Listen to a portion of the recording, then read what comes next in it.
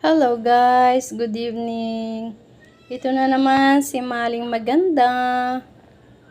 Si Maling nagre-reels din. Kamusta naman guys sa inyong buhay sa reels, mundo ng reels natin. Ako guys, wala na talaga akong maisip na mai-content. Kundi ito na lamang ang aking sinasaing na red rice. Ito na ulit. Ito na naman. At saka itong aking air fry na isang pirasong bangus. Kakurampot na bangus. Isang slice lang dahil isa lang naman ang kakain.